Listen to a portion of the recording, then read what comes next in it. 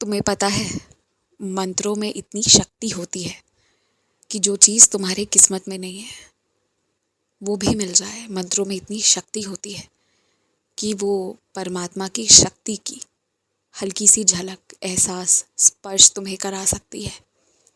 इसलिए मंत्र जाप को ना रोज़मर्रा में अपने जीवन में आदत डाल लो। थोड़ी देर तुमने करना ही करना है, और जिस वक्त वो करो उस वक्त दुनिया की सारी चीज़ों को छोड़ दो, परे रख दो और फिर करो।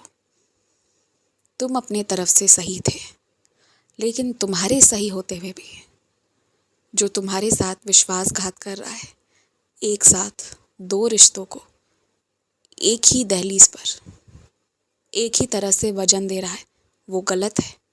वो स्वीकार करने के योग्य नहीं है। वो मुझे भी स्वीकार नहीं है, तो तुम कैसे स्वीकार कर लोगे?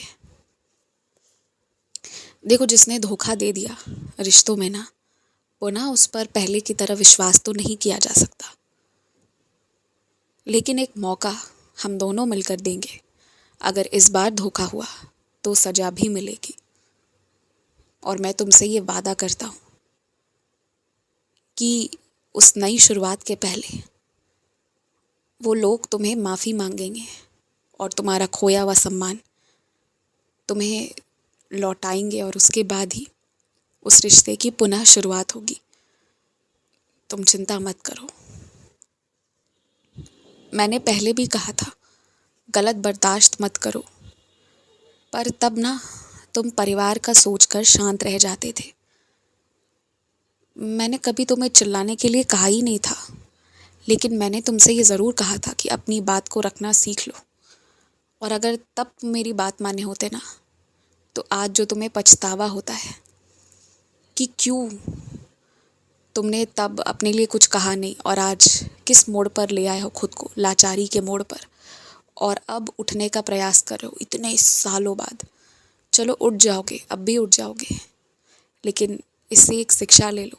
जब मैं जो कहूँ ना, तब वो कर लिया करो, क्योंकि मैं तुम्हें जो भी कह रहा हूँ ना, तुम्हारे और तुम्हारे परिवार की अच्छाई के लिए ही कह रहा हूँ।